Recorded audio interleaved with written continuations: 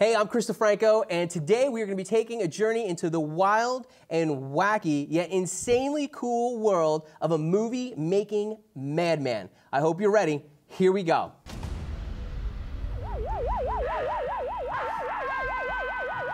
Terror stalks the streets as a scientist's human transplantation experiment runs amok.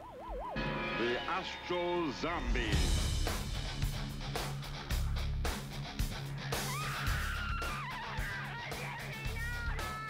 Blood orgy of the she-devil.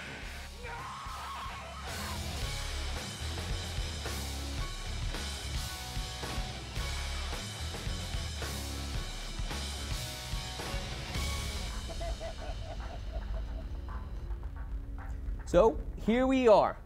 We are here with Ted V. Mikels, master filmmaker, true independent, more diverse than a giant box of crayons, drama, sci-fi, family, horror. You cover it all. Martial arts, true. You cover it all. Ted, we are so happy to have you here and to have the opportunity to sit and chat with you. You know, I was telling you a little bit earlier, every time we mention your name, it's always a smile on people's face for everything that you've done. You know, thanks for being here. Well, I'm happy to be here. And of course, this is my life's work, so it's all part of the fun and joy of every day. Well, good. And that's the thing. You've been doing this for over 50 years. 60. Over 60 years. Over 60. So how'd you get started in this? How did it all start? Actually, it's actually closer to 65 years. I started out doing my magic shows, ventriloquism, accordion solos, acrobatics, but after the show, because I had an hour-and-a-half show that moved into a 2.5-hour show, and after the show was over, all the chickens and doves and birds were put away. There was no record of it. So I thought, why not set a camera up and shoot it? And then I learned that a camera out in the audience shooting the proscenium doesn't work. You got to get inside the stage with the camera, move the angles, relight, you know, and that's how it fascinated me so much. So this had to be, well, let's see, I'm 81, it had to be when I was 19. Wow. So that's 63 years, yeah, right there, 63 years. Wow. And now, of course, we're about to start another one. So you just keep going and going and going. Well, yeah, I like the copper top. So, I mean, I think what fascinates me, and I know a lot of other people, is just the process. Your process is amazing. And has it always been the same? I mean, with your first film? Let's talk about your first film. Well, the first film was more my idea of what I wanted to make, which is drama, action, adventure, outdoor, because it was less expensive and less involved than a lot of indoor stuff. But where I really began, up in Bend, Oregon, I went there because it was sunshine 300 days a year. We didn't have the rain, the clouds that we had in Portland, Oregon. So I decided I'd spend 10 years playing, making movies that no one would see. They were my textbooks because there was no other way to learn, you know. So I made these movies like Yellow Roses and Fool's Prosperity and all kinds of, you know, those that no one will ever see. I spent 10 years, well, actually 9, making them. And then I decided after 9 years, if I was happy with making movies and I saw a future there, then I would spend the rest of my life doing it. Well, what made you happy? What was the film that made you happy? Well, Strike Me Deadly, I had scouted locations for a year. Waterfalls, caves. I even took phosphorus into the caves, down under the ground on a rope, thinking that that's the way we're going to have to light. You know, there's no other way to get lights in there except this phosphorescent powder, and it would light it and it would light up the cave. So I was fascinated with all of those places. And then, fortunately, I don't know why, but I was trusted to take a Mitchell, a BNC, up into Oregon from Hollywood, from Mark Armistead rental outfit. They didn't know me from Adam, but anyway, the guy was very nice, and he let me take it. No insurance, no nothing. We brought it back in good shape. But we hauled that Mitchell, and you know what they are. I still have one of my own, huge. We'd go up these rickety stairs, up this lookout tower for the Forest Service, shot up inside there. And that is the type of movie, Strike Me Deadly, that I really wanted to focus on. Go to Hollywood, You have to make what we can sell, what we want you to make. And so I got a few nickels. I've never been financed. In all of my whatever, some people say I got 600 movies. I got bits and parts of a lot, besides the ones that I have copyright and still own. But in any event, I've never been financed. Never. And by the way, today I heard something about crowd financing or something. Have you heard of it? Yes, I have. Really? I have. Yeah. Gotta look into that. Gotta look it right. See, yeah. And you'd be the guy to do that. You'd be the guy to do that. Well, anyway, it went from that to I had put together this little story on the original Astro Zombies, and somehow or other the federal government heard about it, and they were going to fly me into Dallas because they were about to enter into the process of making heart transplants. It had never been done. Well, in my story, I had stomach transplants, kidney transplants, heart transplants, solar electric cells in the head to give power to the synthetic pump that drove the heart. And so anyway, I didn't go because I didn't have any way to make the movie anyway. So what good would it go to take them up and go to Dallas and check if I didn't have any way to make the movie? So I finally got with Wayne Rogers. They came up with a few bucks. When I say I've never been financed, a few dollars to pay an actor or two, especially someone known like John Carradine, and a small crew, and then shoot in a studio just for a matter of days. And then the rest of the time, I took the cameras myself and shot all the exteriors, the run-bys, the pickups, anything I had to have.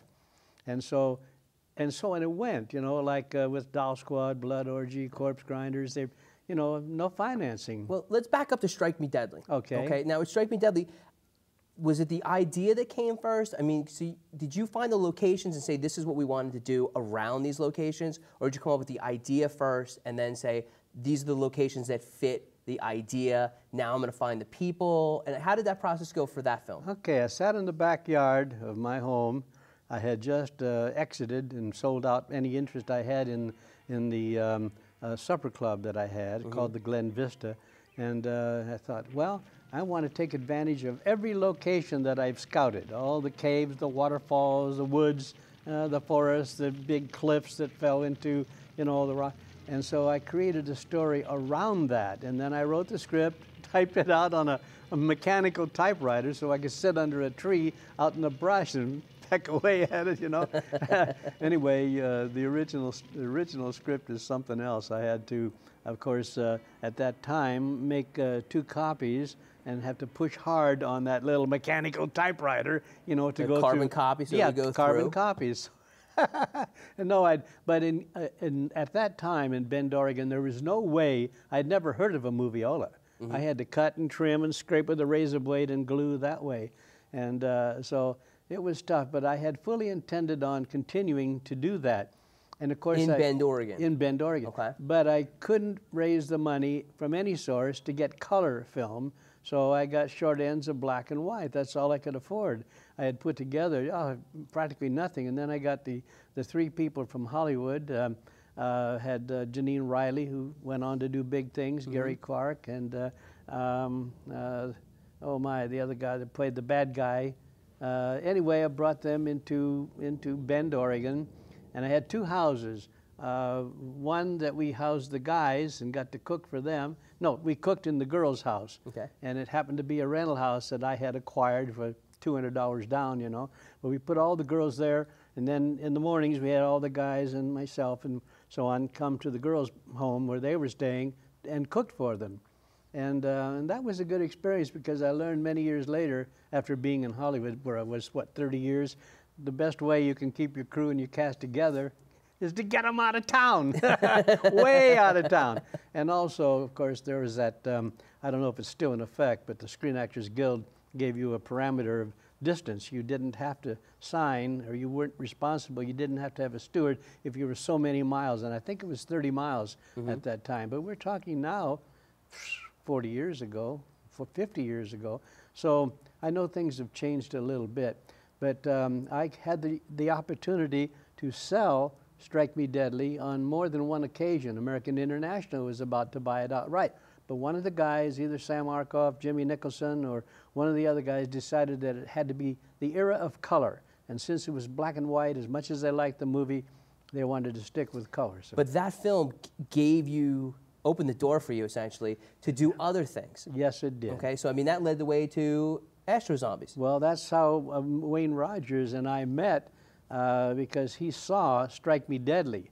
He was in a big complex there on Sunset, loaded with attorneys, including Frank Sinatra's attorney and so on. So they presented me, after he saw Strike Me Deadly, a contract that said, we'll finance you, but we will own everything you'll ever do.